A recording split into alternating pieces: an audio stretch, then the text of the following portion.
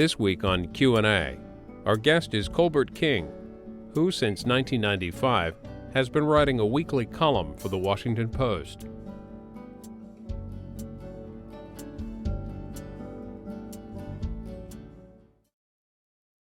Colbert King, if you were to describe the District of Columbia from your perspective, where would you start? There are two District of Columbias that I know of. There's my hometown, Washington, D.C., and then there's the national capital, two different worlds. The world that I really occupied was a world in the western part of the city, close to Foggy Bottom. People combine those two, but they're pretty much contiguous. But that was it. That was the world that I grew up in. It was a world I knew. It's a world I still think about when I think about my hometown, although it's changed a lot. And then there's the other part of Washington that everybody knows, the mall, the national treasures, the halls of government, national government. That's Washington too. But the other Washington is the neighborhood in which I was raised, the U Street area of Washington, which was, at the time I grew up, the Black Broadway, the Howard University area. All that is still Washington to me. It's not the District of Columbia, it's Washington. It seems like I've been reading you in the Saturday Morning Washington Post, your column, for a long time. When was the first one?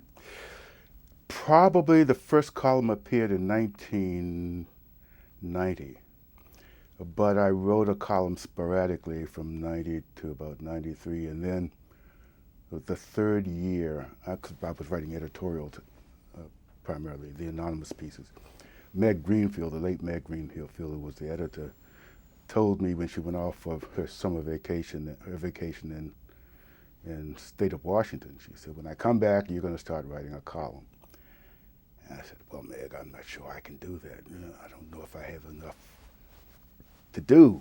And she said, well, you're going to write a column. I said, well, let's do this. Let's try it on a Saturday when it's the low circulation day. And if it doesn't work, you can take it out of the paper and nobody will know the difference. She said, okay, we'll do it on a Saturday. And I've been writing that Saturday column now for 19 years. Let's go the reverse of it. I never miss it on Saturday because it seems like I have more time on Saturday to read the paper. Did it have that kind of impact? Does everybody see it now because it's on Saturday?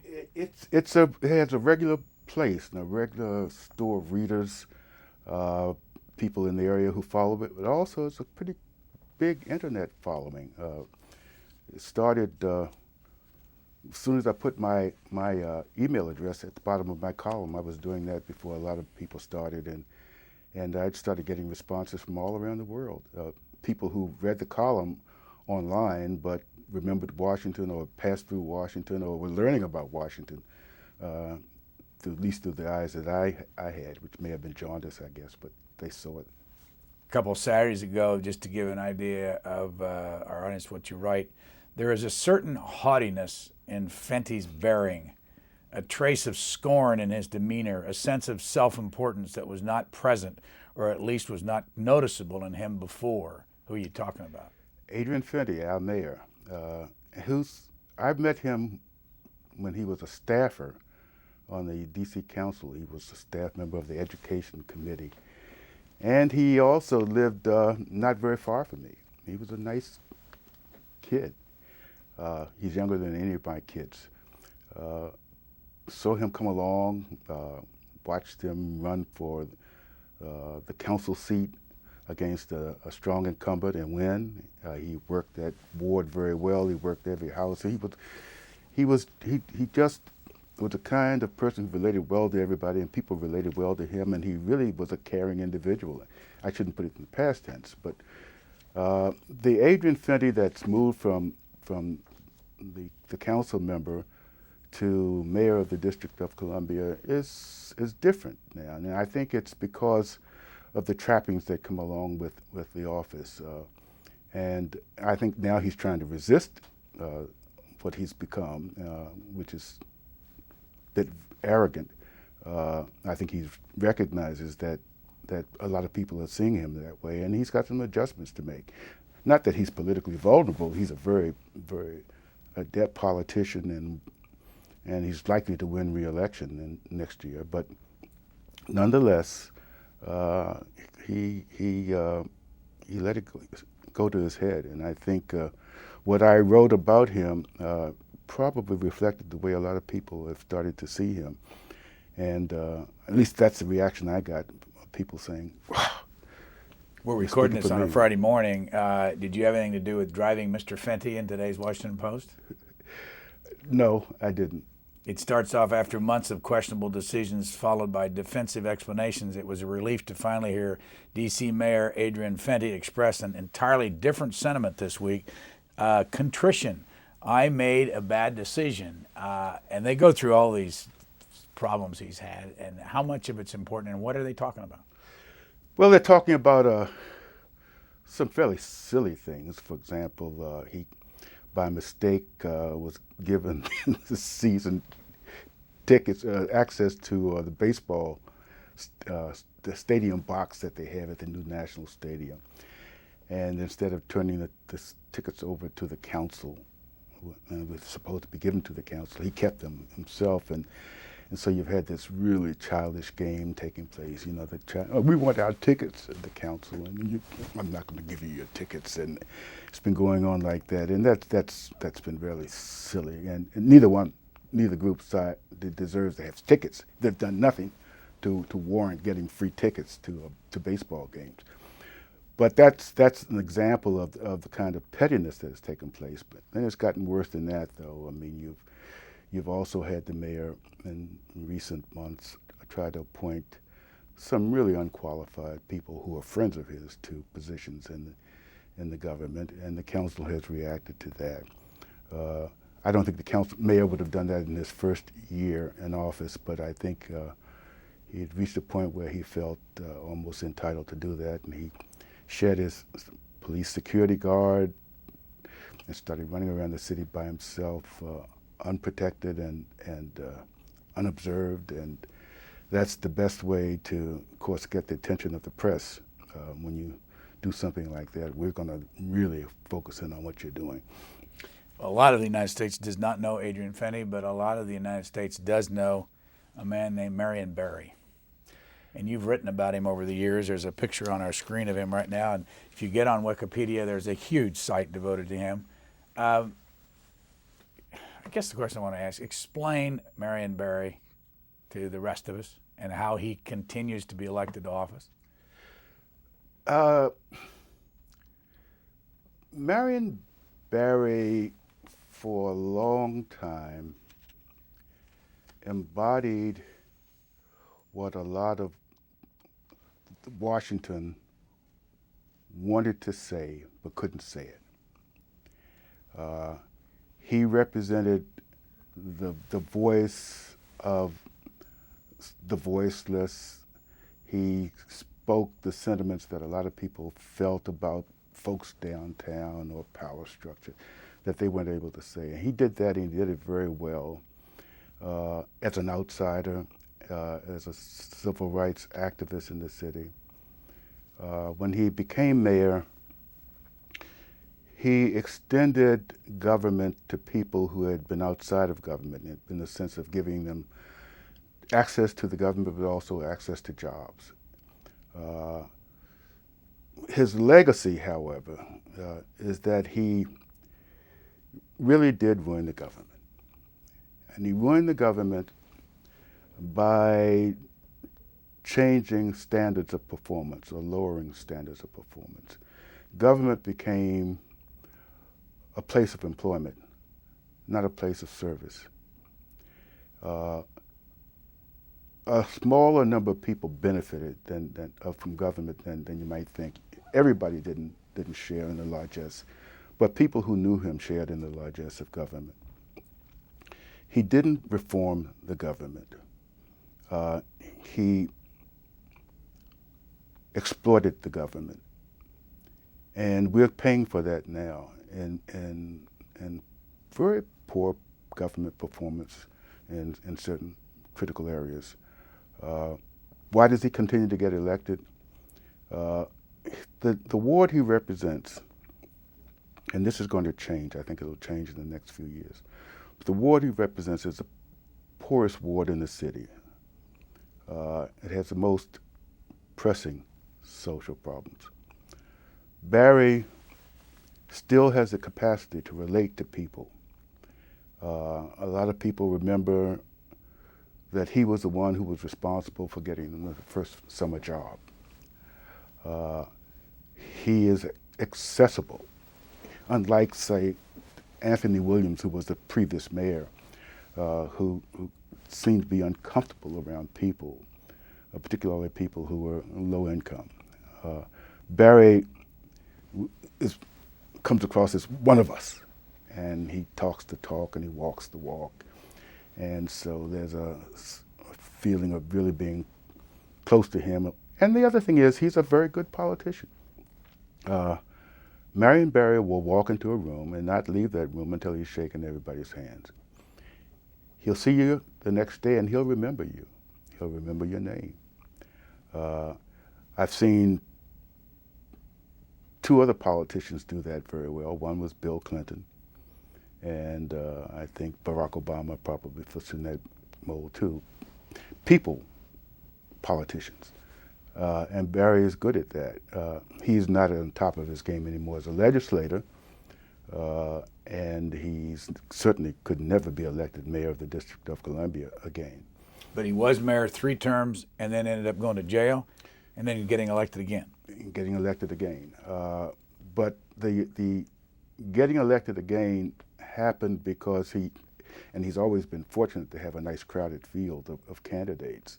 Never one-on-one. He had about 2 or 3 people running against him when he ran for the last time.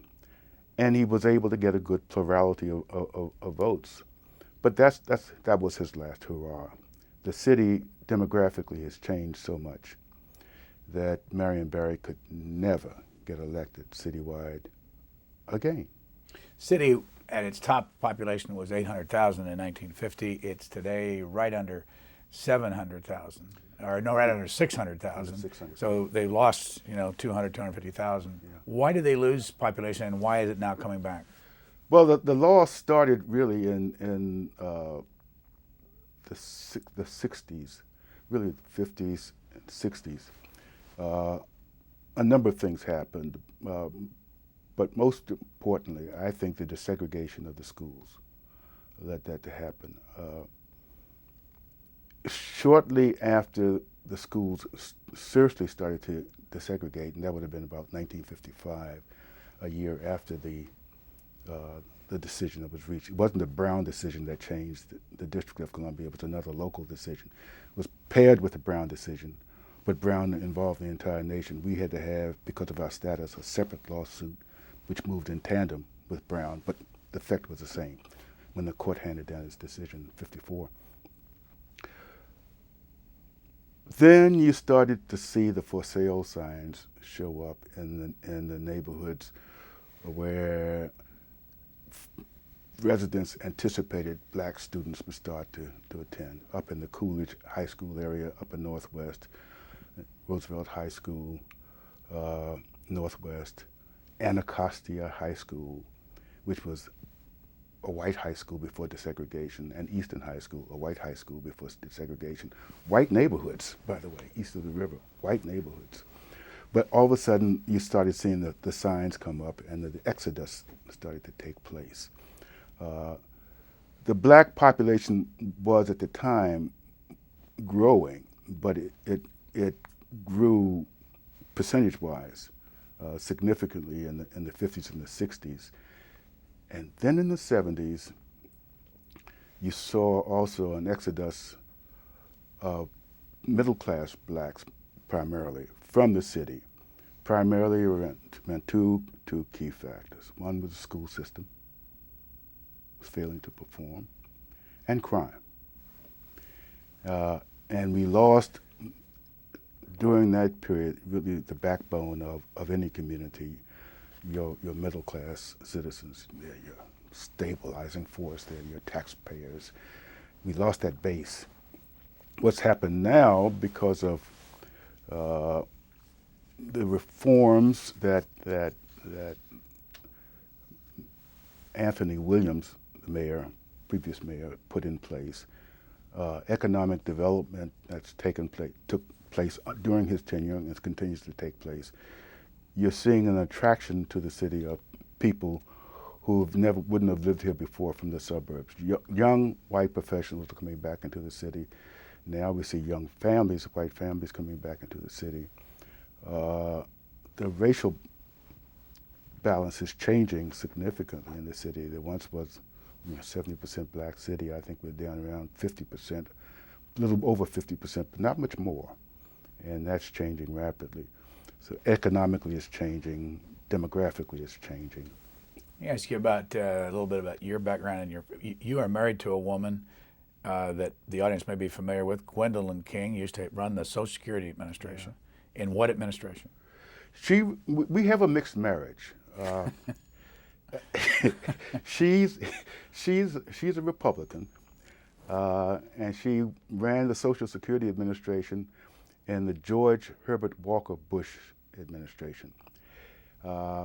She also was a deputy assistant to the President of the United States, Ronald Reagan.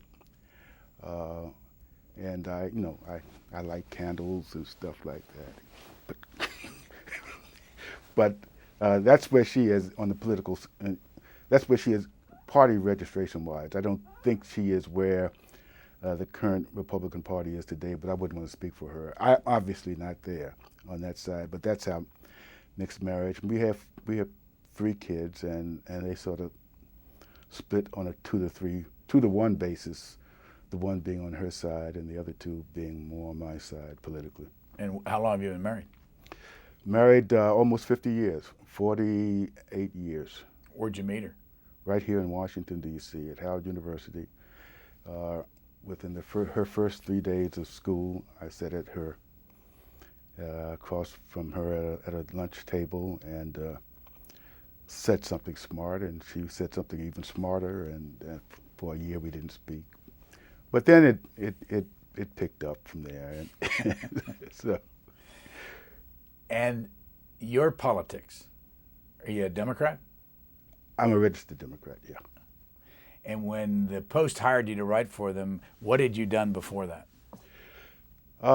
Up until that point, I joined the Post. I joined the Post from banking. I was a banker for almost 10 years. I started as a vice president at Riggs National Bank, left as an executive vice president and a member of the board of directors. Prior to that, I was with the World Bank as a U.S. representative. I was nominated by Jimmy Carter, and confirmed by the Senate. Prior to that, I was worked for the Treasury Department as a Deputy Assistant Secretary in the Carter administration. And working backwards from there, I was with Pepco here in the city. Energy company. Energy company, and prior to that, with Vista as Chief of Policy. Volunteers in Service to America? Volunteers in Service to America. As a matter of fact, we saved that program. It was under attack at the time by the then Nixon administration, but some of us managed to keep it alive, and it's still thriving. And I was in the military service. Let me read some of the things that you've said in the past and get you to expound on them. March 21st column this year. This week ended with Mayor Adrian Fenty delivering his 2009 State of the District address that was most notable for what was left out. And you go on to say the D.C. AIDS crisis is scandalous, among other things. And why did he leave that out? Well, that's the good question. I mean, 2 days before, he had a press conference and acknowledged that there was an epidemic in the city. And it just released a report that underscored the scope of the AIDS problem, and yet turned around and said nothing about it in the State of the District address. But more importantly, that AIDS problem that he talked about, this AIDS problem, has been with us for some time. And the scandalous part about this is that the district had spent millions of dollars on the AIDS program. You say $500 million. Yeah. On the age from 98 to 206. With nothing to show for it. $500 million. With nothing to show for it. And what makes it, if you say scandalous, oh, that's hyperbole from King. Well, you remember the other scandal we had in the city, and that was where in the Washington Teachers Union, where the union president was ripping off money from the union and spending it on herself. And she had some compatriots. And where were those compatriots employed, some of them? In the AIDS program in the District of Columbia. You had the AIDS program filled with unqualified people doing things that had nothing to do with the AIDS program. It was another way station for people who wanted to have a job while they did something else. A column from 1995 on schools. For far too many years, Washingtonians have been reluctant to publicly come to grips with some of the vexing fiscal, institutional, and social problems that have helped drive this city to the brink. Schools are among them. Rather than tackle head-on what really ails us, the tendency has been to look the other way or to accept calamitous news with a sullen silence. That was 1995. Anything changed?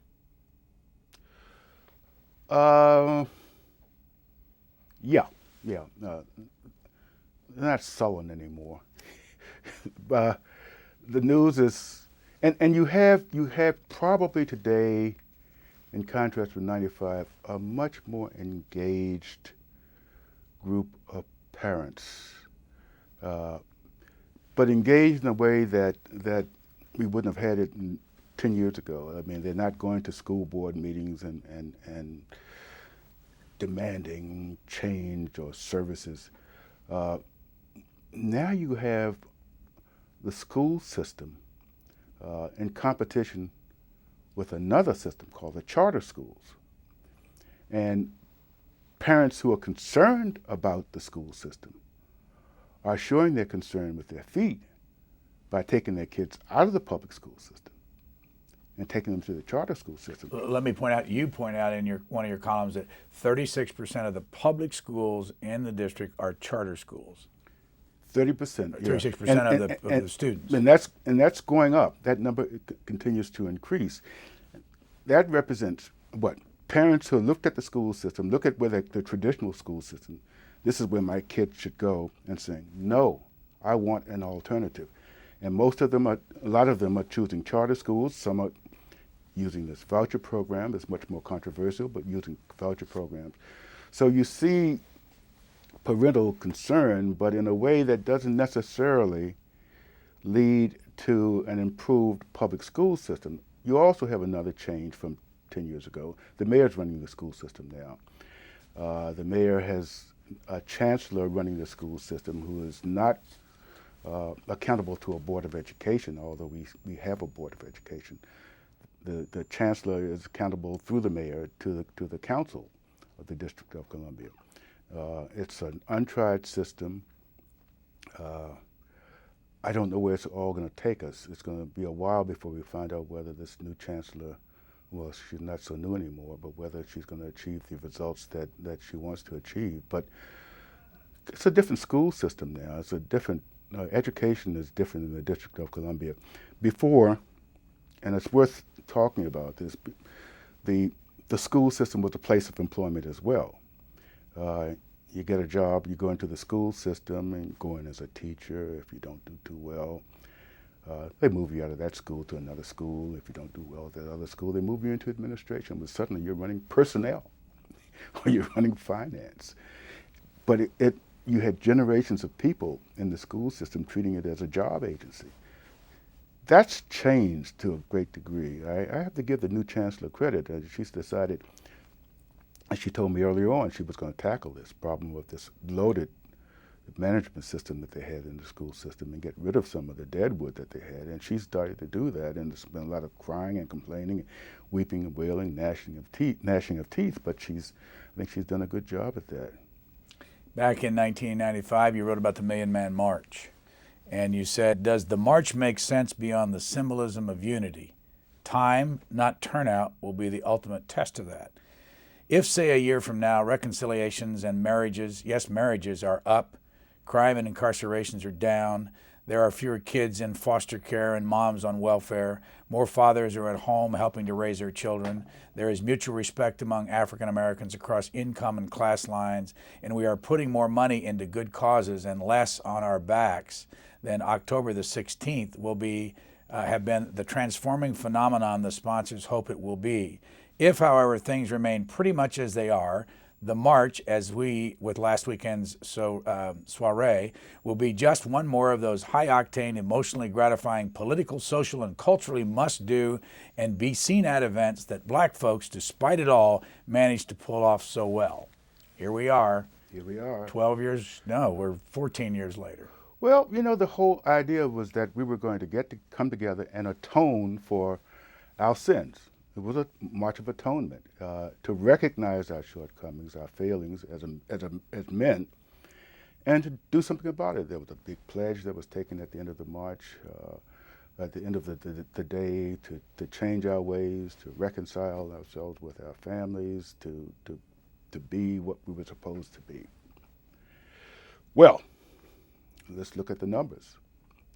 In this city, anyway, we still have a large number of families that are headed by women only.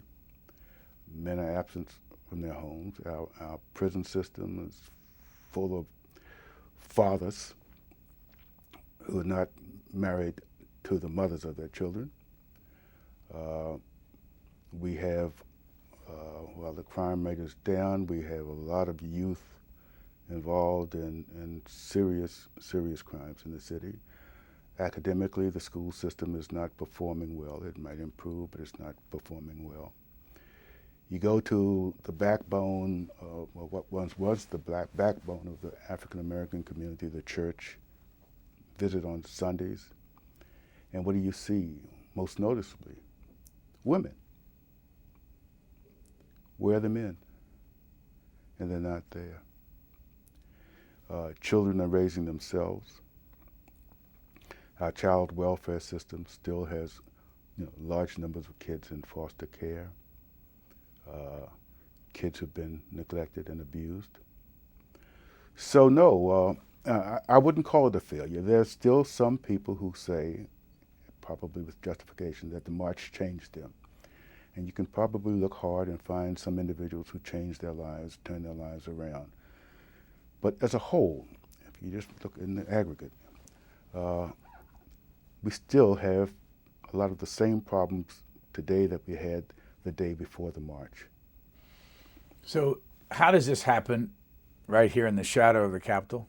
And as you know, would money make a difference, or has money made a difference? Or give us you've been here how many years now? What year were you born? I'll be 70 in September. Sure, money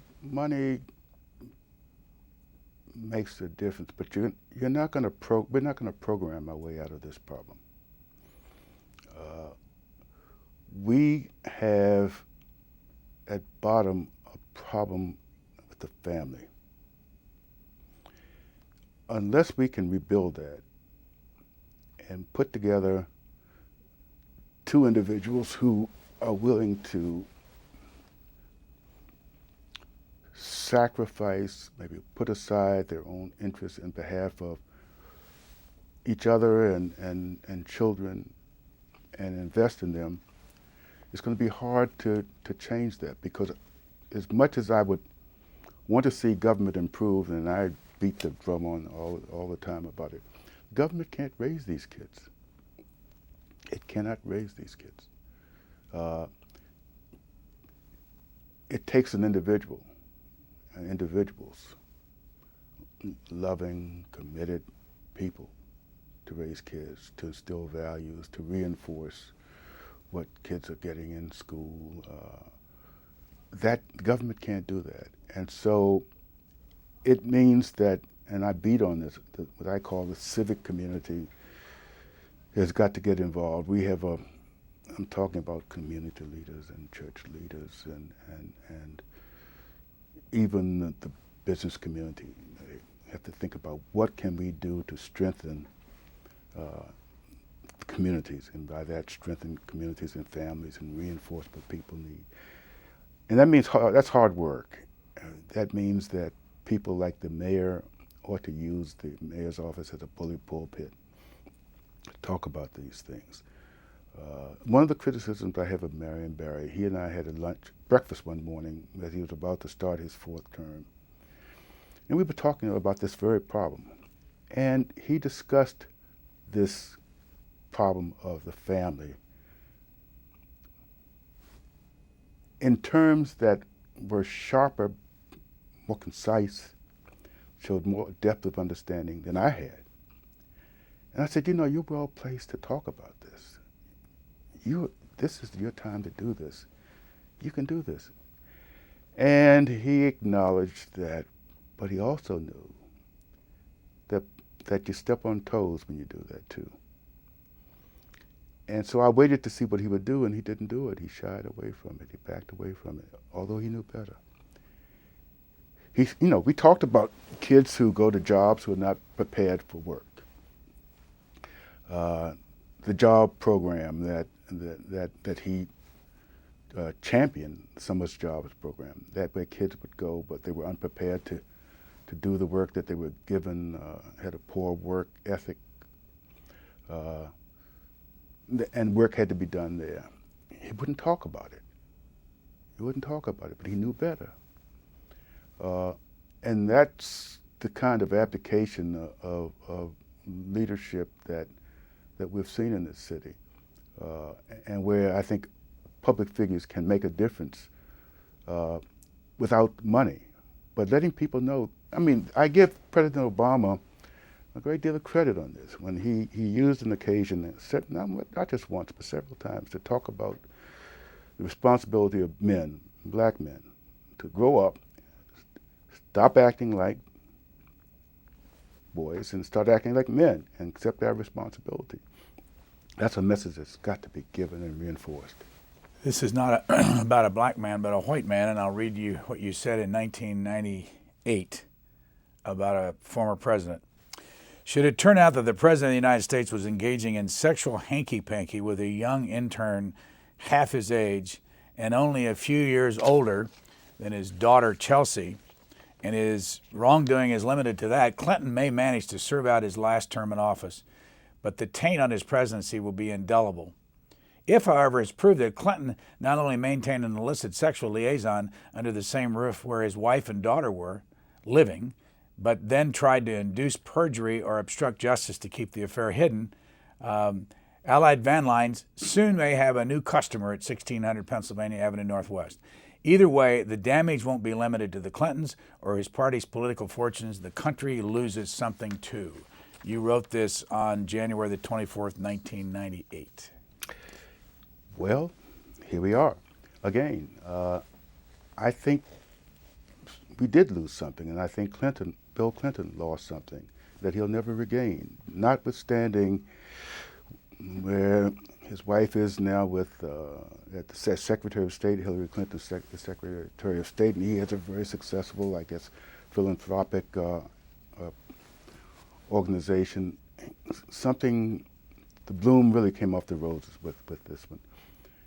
And what bothered me most about this, and still bothers me, quite frankly, was what he did to his wife. The day after the Monica Lewinsky story really broke here in this city, Hillary Clinton went on the Today Show, I think on a Monday morning, and said that she believed her husband when he said nothing had happened, and she blamed it on a right-wing conspiracy, I think. Vast right-wing conspiracy. And I called the White House, spoke with someone on her staff, and said I was about to write a column on this subject, but before I said anything, I wanted to know if Mrs. Clinton knew. This was just after he admitted that he had a relationship with Lewinsky, that when she went on the show that day, did she know any better? And the word came back, and Ms. Clinton even said this in her book, she didn't know any better. For me, how could he let his wife do that? He was in a good position that Sunday to say to Hillary Clinton, look, don't go out there. Don't speak up for me, because that was the time to tell her, not to let her go out there and do that. He didn't have to do that, but he let her go out there and say something that he knew was untrue. And that's difficult. I'm not passing judgment on a lot of other things he's done. But that one point where he was in a position to save his wife from that very humiliating thing she did, which was to stand up for him when he knew better, was pretty doggone unforgivable. Now, who would you credit in your life for setting down the right ideas on how to live? Oh, I'd start with my parents, my mother, who and there was no ambiguity. I never had to wonder what she was thinking and what she wanted me to do. I knew. What was her name? Amelia Colbert King. She let it be known every step of the way what she expected. My father was the enforcer. He didn't make the laws, she made the laws, but he made sure we observed the law. And she would make them up as she went along, and he would just step up and enforce. He never had any problems with the law. He just made sure that we did what she told us to do. What did she do in her life, and what did he do as far as work? She was, for a long time, a domestic worker. But she always wanted to be a teacher. So after all of her kids were grown, off we started our lives, she went back to school. Got her undergraduate degree and her master's degree from the UDC in early childhood education. Became a teacher in the District of Columbia and taught until her arthritis got the best of her and she had to retire. What did your dad do? My father did a number of things, but for a long time he was a laborer at the Naval Gun Factory, the old Navy Yard. And then he went to the Commerce Department. He worked in the patent office as a patent clerk. And he did that until the day he retired. Are either one of them alive? Both passed away.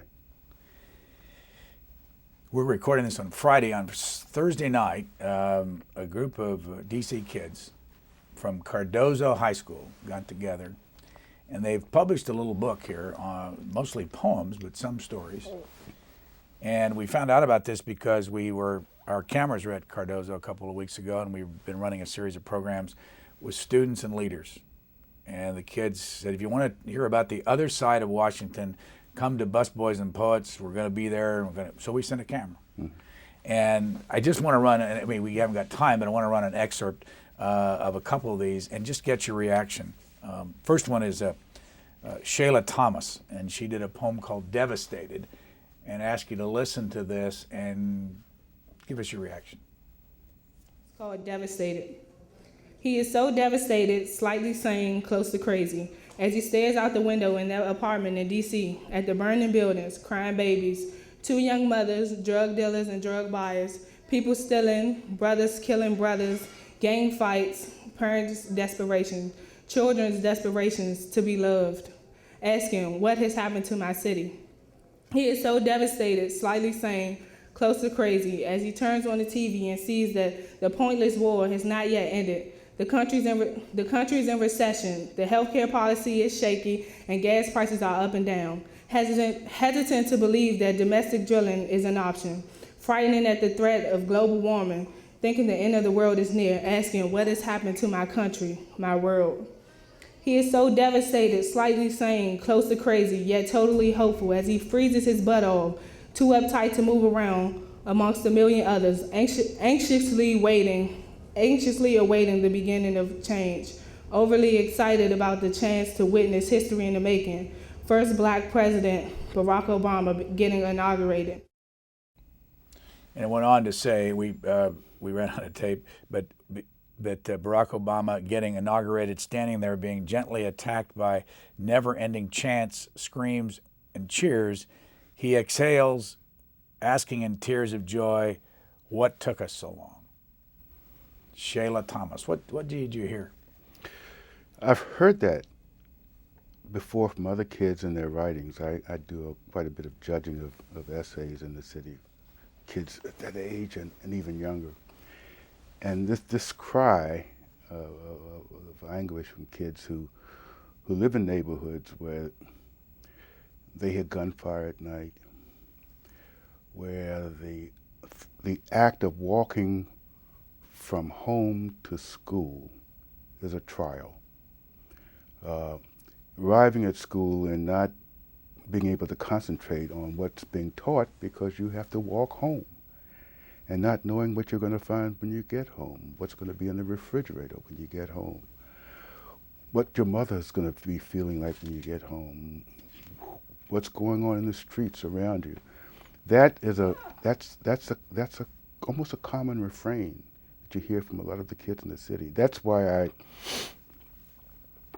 I rage so often in the columns, because the consequences of all the things that we're doing and we're failing to do are right there with those kids.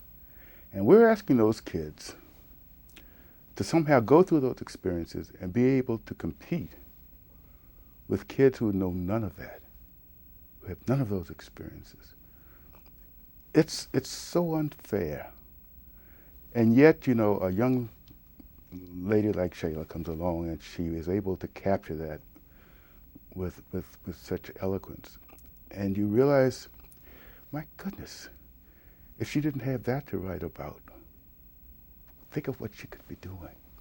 She does that well, but why does she have to have those experiences?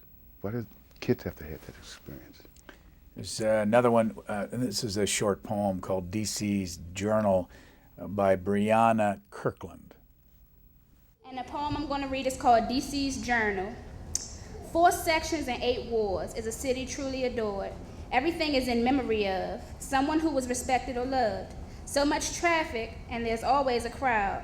Across the city, we're all very proud. Proud of their neighborhood or proud of their street. So proud you want to call it city conceit. Despite what you may have heard, because many of the rumors are absurd, DC is a magnificent place to be. She's talking about that other DC that I mentioned at the beginning, the DC of the monuments. And I like the way she put it, that there's something there for people to be remembered by. There is that DC, and you can be proud of that DC. The mall, the beautiful buildings, the statues, you know. But that's not the world that Shayla talked about, and that's not the world that I see. And I don't think that's the world that she sees either. I mean, I go from the city somewhere else, and people talk about Washington, and they really, it's such a beautiful city. And they're right. It is a beautiful city in places. But there's also some ugliness here too in our city. And that's the other part of Washington that people don't see and people don't talk about. And I think it falls to us to address, and that we're not doing it very well. Who in your lifetime has tried to do something about that other part of the city? And I'm talking about people, I suspect, in government or even in the White House. Anybody? The person comes to mind, the person I think about most often is he's gone now, is William Rumsey, Bill Rumsey. He was, I first met him, he was at Dunbar High School, where I attended. And he was the professor of military science. We had something called drill. And he worked with the male students as cadets. At the time, we had separate male and female, and he worked with the male students. But he did more than just teach us how to drill. He taught us how to become young men. He was a real mentor to all of us. And he went from there we were very successful as a group. Success was astounding. I mean, we won everything in the city, all the competitions in the city. First year of integrated schools, we went out and we won everything. We won because he motivated us to win. He put the whole race on our back. I mean, we carried the race on our back. It just wasn't a matter for Dunbar. We had to win for the race. I mean, it wasn't a racist appeal, but it made us clear that we were responsible for something. But he went on from there, became a city official, and worked largely in the recreation area. But he was so instrumental in changing the lives, turning around the lives of young men and women who might have gone off in a different direction. He was an extraordinary individual. I can just think of a large number of young men whose lives changed because they encountered William Rumsey. We have one more excerpt from the readings at Poets and Busboys and Poets. These are Cardozo High School kids. By the way, Benjamin Cardozo, first Jewish member of the Supreme Court. Even stories this week about him being maybe the first Hispanic, although his ancestors are Portuguese. Yeah. Do you have any? Can you give us any view of Cardozo? Because I know years ago you wrote a column on, of all people, Pearl Buck and Cardozo. Yeah. The thing that I remember most about Cardozo, and I think about, at Dunbar, we called ourselves the Crimson Tide, and we had red, black colors, and Armstrong High School had a name for themselves. Cardozo then and Cardozo now calls themselves the Cardozo Clerks. The clerks, one might argue, well, they were clerks, Cardozo, Justice Cardozo, clerks. Or, as I understood it coming along, Cardozo High School was the school you attended if you wanted to go into the government and become a clerk. Cardozo then said something about the aspirations that we had for ourselves, that it prepared you for commercial careers, typing, clerking, and government, versus Dunbar High School, where you went for preparation, academic preparation to go on to college. That's changed now, but the legacy of that reputation still lingers. What's the Pearl Buck story? The column you wrote some time ago. Well, Pearl Buck was going to appear to give invited to give the commencement address at Cardozo High School. Cardozo then being all black. 1950s? Yeah, it was 53, I believe. It was before the decision, the segregation decision came down. And she was, of course, a noted author, anthropologist. Excited to have her there, but then there was concern on Capitol Hill that she might come there and say something that might promote, shame of it all, integration. And there was a protest from the Capitol Hill, and I think the invitation was withdrawn. Pearl Buck was seen by the very conservative people at the time as somebody way on the left, and somehow they thought she might adversely influence the kids at Cardozo High School, and they had to bow to it. The city bowed to it. The school, the city was run not by elected officials then? Oh, no. The city at that time was run by commissioners appointed by the president. Were they all white? They were all white at that time. We ended up having, near the end, a couple of black commissioners, one of whom was Walter Washington. John Duncan was the first black commissioner appointed by the president. But at the time, they were all white, and really control of the city was in the hands of committees on the Congress, District of Columbia committees in the House and the Senate, and most of those committees were controlled by Southerners, white Southerners. So it was a plantation in every sense of the word. There's a young man named Tyreek Smith who had a poem that he read and called My Place, and he's talking about Washington. He takes a different tact than the other two we've heard. Let's listen to Tyreek Smith. My place is of politics where the president sleeps, My place is where people like to travel to see historical buildings. My place is where you see beautiful faces of different races. My place to the big streets filled with parades. My place to the basements of old folks' home playing a game of spades. My place is a place you will not forget. My place is where music has more than one sound. My place is where legends are made. My place provides me with the international backgrounds of America. My place gives back to people. My place is where I rest my head at night. My place is where people feel safe. My place is where I cook the finest foods. My place is a place of respect. My place is Washington, D.C. Your reaction to Tyreek Smith? It's a dream. It's a dream. It's a place that I think he wants to live in, an environment he wants to have.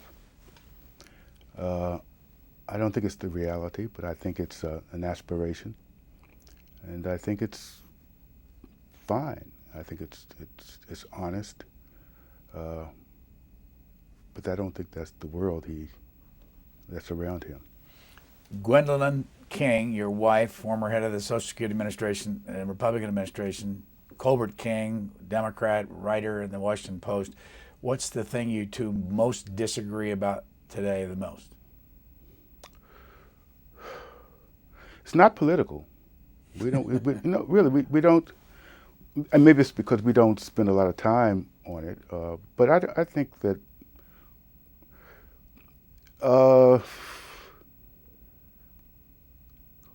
actually, after a while, Brian, when you've been married almost as long as I've been married, almost 50 years, you just go with the flow. You don't, when mama ain't happy, ain't nobody happy. I don't do that anymore. There was a time maybe I could have disagreed and found something to disagree with. I wrote a column about this, and it rose out of my experience with my father and my grandfathers. And that is that you have to learn how to mumble if you're going to keep your marriage going, that you don't agree and disagree and have arguments. You go out into the backyard and you mumble, turn your back. It's better to do that. Just learn how to mumble. Because, if you say it and you've got it said and you think it's all done now, it's out of here, I've got it out here. And 5 years from now, when you're about to brush your teeth, she comes into the kitchen. I told you, and she's gonna get the last word anyway. So I don't disagree with my wife about anything. I just enjoy the moments. 3 children. What are they doing? The oldest son, my son Rob is my mentor in journalism. He is now editor-in-chief of ESPN.com. He was formerly the deputy managing editor of the Philadelphia Inquirer. He's been in journalism for a long time. As a matter of fact, I had to call on him when I first started to ask him such fundamental questions like, hey, Rob, what do they mean when they say above the fold and below the fold? And talking about a newspaper, he had to explain all those things to me. My other son, Stephen, is a lawyer, who was a assistant U.S. attorney for a number of years in Eastern District of New York, and now he's working with a defense contractor here as a senior legal counsel. And my daughter, Allison, is chief of internal communications for Eileen Fisher, which means she has access to all of those things that women love, the clothing line. But she's also a graduate of the Medill School of Journalism, but she opted to pursue the public relations side of it rather than going to the print side or the electronic side. So as you and your wife look at your own family and your own careers, what was different in your lives that made it work compared to so many difficult lives in the district? Well, our marriage I think one good thing happened. Shortly after we've been married, I entered the military. We spent time together in the military. We spent time overseas. I joined the State Department. And we were at the American Embassy in Bonn for 3 years during our early years of marriage. And we had to rely on each other. We didn't have the sort of the distractions and what comes along with it, being raised and growing up in the District of Columbia. We really had to learn a new environment ourselves and learn to rely on each other as we coped with the new environment and raising children in a new environment. And we learned a lot about each other. And I don't know what would have happened had we just stayed here and lived here in the cocoon that is the district. I think it was good for us to get away. You wrote on March the 1st, 2003, right near the start of the Iraq War. This town is treated to talk, sympathetic presidential talk about a people far away who live in fear and whose lives and freedom mean nothing to their oppressor. We hear of the need to liberate them from their misery, but they are not the only people living in a nightmare world, not of their own choosing. Some residents of this city know that world too, but their terror, it seems, is not very high on any official agenda in Washington. Is it still the same in your opinion? Yeah, in some neighborhoods, yeah. As long as you have a situation where you have senior citizens who are afraid to go out at night, who go home after sundown and they stay inside, kids who are in jeopardy when they play on a playground. Yeah, things are much the same. I mean, fear is fear. Insecurity is insecurity, whether you're in Baghdad or whether you're east of the river in the District of Columbia.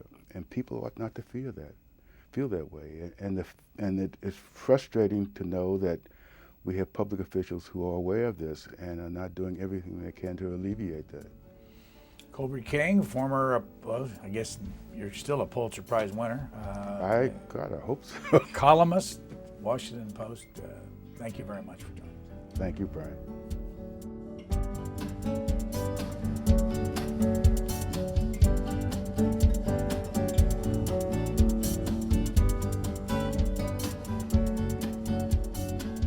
For a DVD copy of this program, call 1-877-662-7726. For free transcripts or to give us your comments about this program, visit us at qna.org. Q&A programs are also available as C-SPAN podcasts.